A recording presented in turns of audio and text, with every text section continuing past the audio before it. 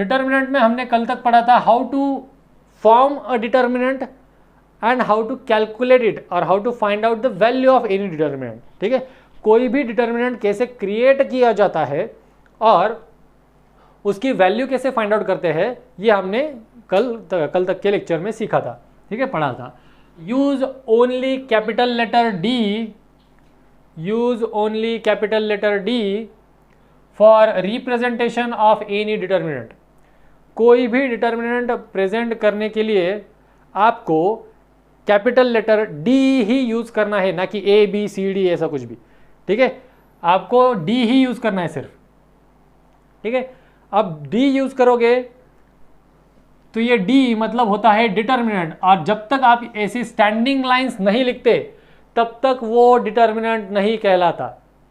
ठीक है, जब तक स्टैंडिंग लाइंस नहीं आते तब तक वो डिटर्मिनेंट नहीं कहलाता है। फिर इसमें आप नंबर लिखोगे, फिर 1 1 1 -1 इस तरह से नंबर लिखोगे। ठीक है, फिर इसका कैलकुलेशन करोगे आप, 1 × -1 इज -1। फिर यहाँ पर आपको पता है A × D - B × C, ये इसका फॉर्मूला बनता है। ठीक है, अब ये ABCD क्या है, ABCD are the places of the elements और the numbers which are present in this determinant. तो A × D मतलब ये फर्स्ट एलिमेंट और ये एलिमेंट इनका मल्टीप्लीकेशन, -B × C मतलब ये दोनों का है मल्टीप्लीकेशन। तो ये दोनों नंबर्स क्या है, माइनस में, फिर 1 × 1 इज 1, तो -1 -1 इज -2। इस तरह से कैलकुलेशन करना है। ठीक है, तो यहां तक हमने कल पढ़ा था कि हाउ टू सॉल्व इट। ठीक है, तो ये था AD -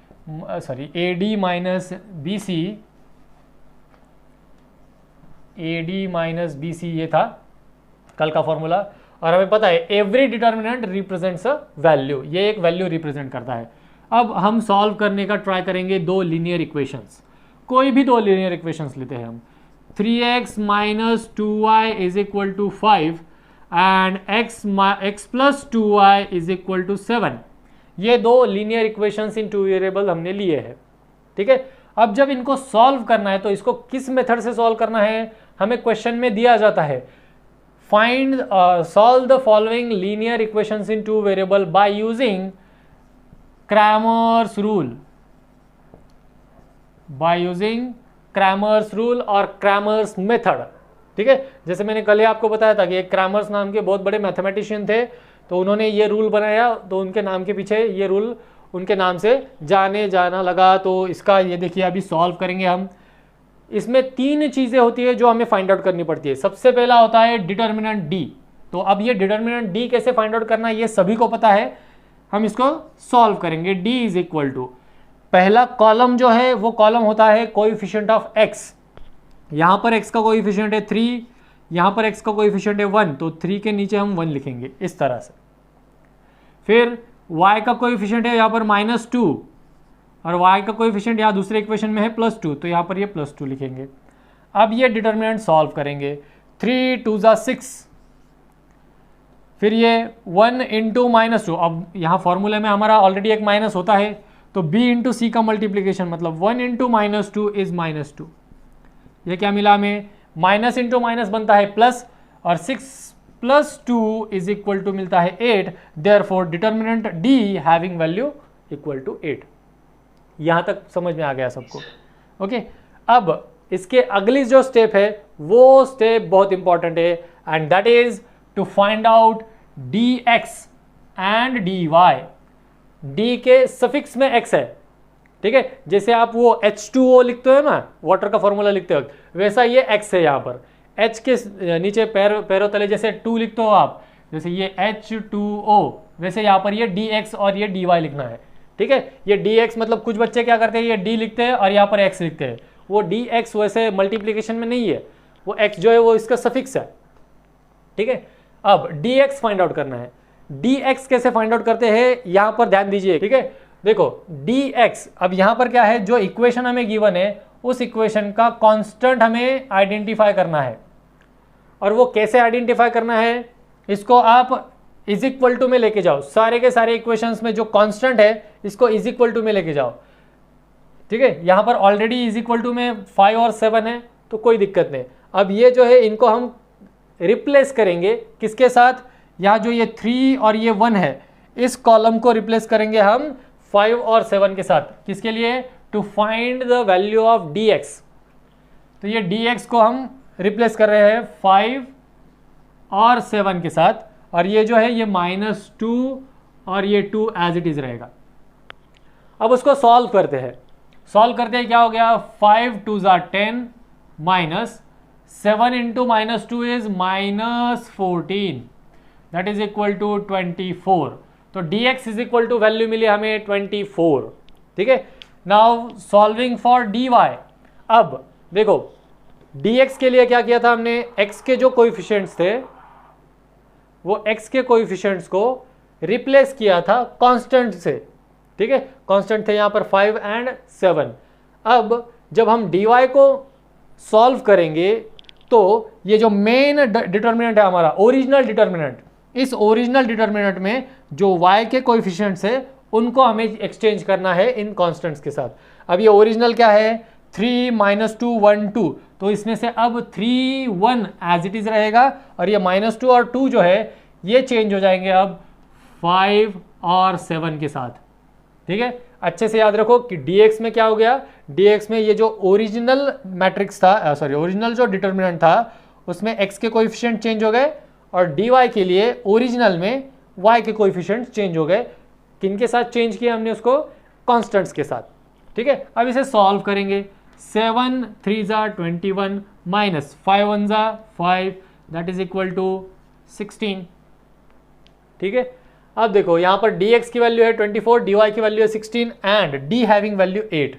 तो यहाँ पर आगे हम लिखेंगे therefore d is equal to 8, dx is equal to 24 and dy is equal to 16। Therefore value of x is equal to, अब x की वैल्यू निकाल रहे हैं। देखिए x की वैल्यू निकाल रहे हैं, कैसे निकाल रहे हैं? dx divided by d, dx को d से डिवाइड करो। dx की वैल्यू कितनी है हमारे पास? That is 24 divided by determinant is 8 is equal to आया आंसर 3। अंडरस्टूड? ये x की वैल्यू हो गए। y is equal to dy divided by d is equal to, dy की वैल्यू है 16 डिवाइडेड बाय 8 दैट इज 2। तो ये हो गए x की वैल्यू 3 एंड y की वैल्यू 2। अगर किसी को इसमें प्रॉब्लम है तो यहाँ पर चेक करके देखिए, x की वैल्यू 3 पुट की, y की वैल्यू 2 पुट की, 2 2 ज़ा 4, 4 + 3 इज 7। तो ये इक्वेशन सेटिस्फाई होता है, मतलब ये x और y के जो वैल्यूज हमें मिले वो वैल्यूज हमें अच्छे से परफेक्ट वैल्यू मिले हैं, उसमें कुछ भी हमें दिक्कत नहीं होनी चाहिए। ठीक आहे, आता तुम्हाला सपोज ट्रिकी क्वेश्चन कसा येऊ शकतो, so that tricky question is 3x minus 2y plus 5 is equal to 0 and x plus 2y minus 7 is equal to 0. और हे काय करू, या इक्वेशनला आपण जसं आहे तसंच ठेवू, म्हणजे 3x minus 2y minus 5 is equal to 0 and x plus 2y minus 7 is equal to 0. मग तुम्हाला याला क्रॅमर्स रूलनी सॉल्व करायला सांगितलं जाऊ शकतं. मग काय सांगितलं मी तुम्हाला, फर्स्ट स्टेप, हे जे कॉन्स्टंट्स आहेत यांना पहिले इज इक्वल टू मध्ये टाकून द्या, म्हणजे RHS मध्ये शिफ्ट करून टाका. मग याला जर तुम्ही RHS ला शिफ्ट केलं नाही तर काय होईल, तुमची कॉन्स्टंटची व्हॅल्यू इथे येईल -5, इथे येईल -7. ठीक आहे, इथे येईल -5, इथे येईल -7. सो रिस्पेक्टिव्ह चेंजेस त्याच्यामध्ये होतील. फॉर्म्युला आहे तो, formula to find out X value. हा फॉर्म्युला आहे, हा फॉर्म्युला आहे to find the value of X and Y. मग सपोज एखादा इक्वेशन आहे ज्याच्यामध्ये तुमचं एक्स आणि वायच्या जागी एम आणि एन यूज केलेले आहेत, तर त्या फॉर्म्युलामध्ये चेंज होणार. इथं dxच्या जागी dm येणार आणि dyच्या जागी dn येणार. ठीक आहे, सपोज p आणि q यूज केले गेलेले आहेत दोन व्हेरिएबल्स, तर इथं dxच्या जागी dp येणार आणि dyच्या जागी dq येणार. बट मेथड सेम सगळी. बरं, ह्याच्यात काय सॉल्व करायला काय, हे -5 ला दुसऱ्या साईडला टाकलं तुम्ही तर हे +5 होणार, म्हणजे याचा आन्सर हेच येणार आहे. बरोबर आहे का. 3x minus 2y, -5 ला जर दुसऱ्या साईडला गेलं तर ते +5 होईल, आणि -7 ला जर दुसऱ्या साईडला नेलं तर ते +7 होईल, म्हणजे हेच आलं परत, हेच त्याचं सोल्युशन येणार. मग त्याच्यात अजून एक डिफिकल्टी लेवल वाढायची म्हणून ते काय करतील की एक कुठलं तरी इक्वेशन जे आहे ते ह्या फॉर्मॅटमध्ये देतील आणि दुसरे इक्वेशन जे आहे ते या फॉर्मॅटमध्ये देतील. म्हणजे फर्स्ट एक इक्वेशन असं दिलेलं आहे सपोज ज्याच्यामध्ये कॉन्स्टंट टर्म LHS ला आहे, आणि दुसरं इक्वेशन असं देतील ज्याच्यामध्ये कॉन्स्टंट टर्म RHS ला आहे. मग त्या केसमध्ये पुन्हा चेक करावं लागतं आपल्याला की दोन्ही कॉन्स्टंट टर्म एका साईडला घेतलं तर चालतं ना, आपल्याला चांगलंच आहे कॅल्क्युलेशनसाठी. ठीक आहे.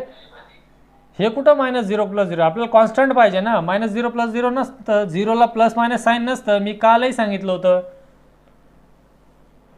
आता जर तुम्ही म्हणले -0 + 0 तर लक्षात ठेवा 0ला कोणताच साईन नसतं, 0 न्यूट्रल असतो. First question, practice set 1.3, question number 1. Here the question is fill in the blanks with correct number. ह्याच्यातला जो determinant आहे, that determinant is 3, 2, 4, 5. This is determinant and some blank spaces are given. That is equal to 3 into a blank space minus a blank space into 4. So we know that if determinant A, B, C, D is given to us, then the formula to solve it is A into D, means 3 into 5 minus 2 into 4, that is B into C. So 3 into 5 minus 2 into 4, it is equal to 3 5s are 15 minus 8. ठीक आहे. The blank space is 15. ठीक आहे. मग इथं 15 number लिहिला आपण आणि final आन्सरला पण पुन्हा ब्लँक स्पेस आहे. सो 15 minus 8 is 7. Here it ends our question number 1. बघा, तुम्ही जे काल एक्झाम्पल सॉल्व्ह केले, ज्यांनी केले त्यांना हे क्वेश्चन काय अवघड वाटणार नाही, पण ज्यांनी नाही केले त्यांना थोडंसं अवघड वाटेल. ठीक आहे, काय प्रॉब्लेम नाही आपल्याला त्याच्यामध्ये, तसं ते सगळं सोपंच आहे. Question number 2, find the values of determinants. डिटर्मिनंट्सच्या व्हॅल्यूज फाइंड आउट करायच्या. त्यातला first question, that is determinant of -1, 7, 2 and 4. So A, B, C, D. Formula A into D, that is -1 into 4 minus 7 into 2 is equal to -1 into 4 is -4 minus 7 into 2 is -14. -4 minus 14 minus 18. ठीक आहे. सो हे -18 आला. यातलं second, question number 2 मधलं second, 5 3 -7 0. Again A, B, C, D. First place A, second place B, then C and D. Solution A into D means 5 into 0 minus 3 into -7. So here it is 0 because anything into 0 is 0, minus 3 into -7. 3 into -7 is -21. So 0 minus into minus is plus, so answer is 21. Determinant, the value of this determinant is 21. Now third one, look at what is third. 7/3, 5/3, 3/2 and 1/2. So these are the numbers. Number fraction आहेत का काय आहेत किंवा trigonometry काय identity असेल, काही problem नाही. Formula आपला सेम ठेवायचा. A, B, C, D. Formula is A into D. So A is here 7/3 into this 1/2 minus, here it is 5/3. B into C, 5/3 into 3/2. Calculations. ठीक आहे. इथं कोणाला वाटू शकतं सर हे 3 3 कॅन्सल करून टाकू ना, कशाला करायचे, सध्या थांबा नाही तर बघा पुढे कॅल्क्युलेशन काय होतं. हे आता 7 into 1 means 7 divided by 3 into 2 means 6 minus 5 into 3 that is 15 divided by 3 into 2 is 6. बघा डिनॉमिनेटर सेम आले. We know that if denominators are same then we can take directly addition and subtraction किंवा जे काय असेल तिथं, जे काय addition असेल तर addition, subtraction असेल तर subtraction. Okay. So base is same, that is 6. 7 minus 15 is -8. it is equal to, so 8 and 6 or minus 8 and 6, the numbers are divisible by 2.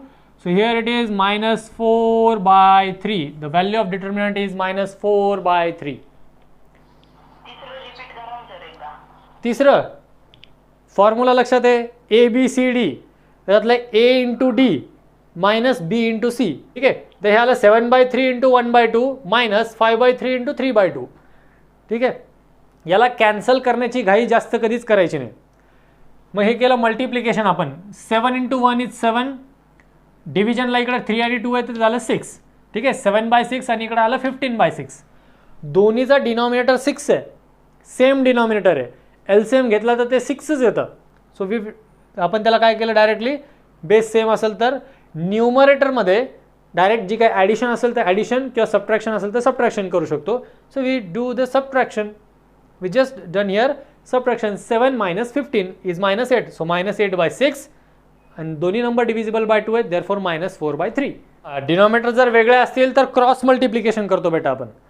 For example जसं इथं 7/3 आणि 1/2 हे जर सपोज सबट्रॅक्शनमध्ये असले असते तर, जर तरची गोष्ट चालू आहे की असं आपल्याला जर सबट्रॅक्शन असतं तर we take cross multiplication.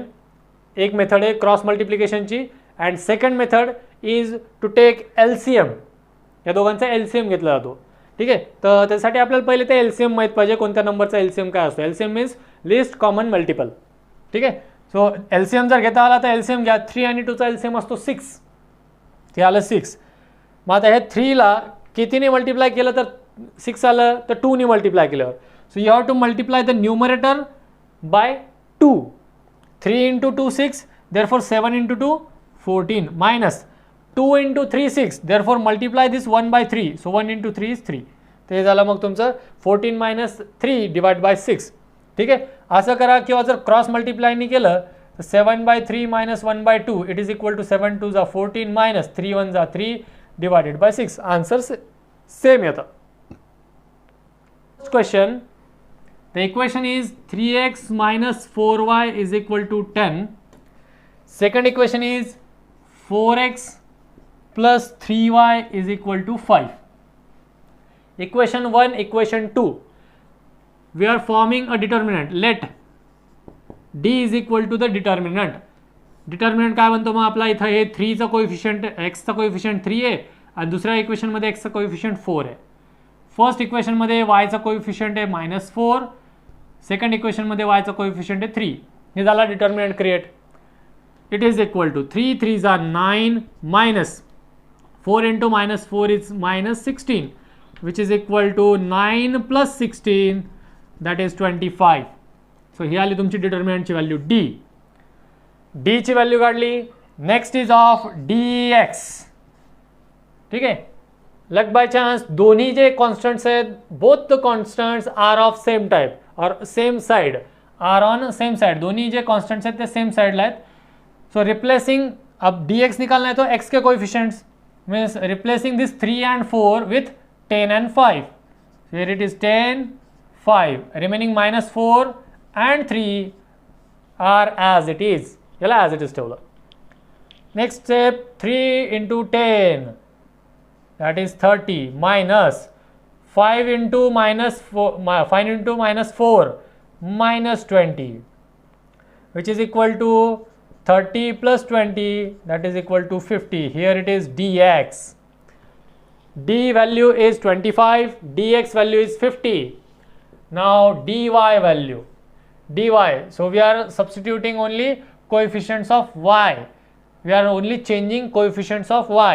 X चे coefficient as it is 3 4, -4 and 3 interchange with 10 and 5. Now solution, 3 into 5 that is 15 minus 10 into 4 that is 40 is equal to how much? It is -25. dy, therefore dy is equal to -25. Observe all the values. Method जी आहे solution लिहिण्याची ती हीच method आहे. therefore d is equal to 25, dx is equal to 50 and dy is equal to -25. Therefore x is equal to dx divided by d. Dx is 50, d is 25, x having value 2. Y is equal to dy divided by d minus 25 divided by 25, that is equal to minus 1. Therefore the value of x is 2 and value of y is minus 1. Finally लिहायचं इथं solution is x comma y 2 comma minus 1. finished. झालं. कळालं का हे? Board एक्झामिनेशनमध्ये लिहून येतं की Cramer's rule use करा किंवा ग्राफिकली सॉल्व करा किंवा सबस्टिट्यूशन मेथडनी सॉल्व करा, हे तिथं लिहून येतं. त्याच्यामुळे तीच मेथड यूज करावं लागते जी पेपरमध्ये आहे.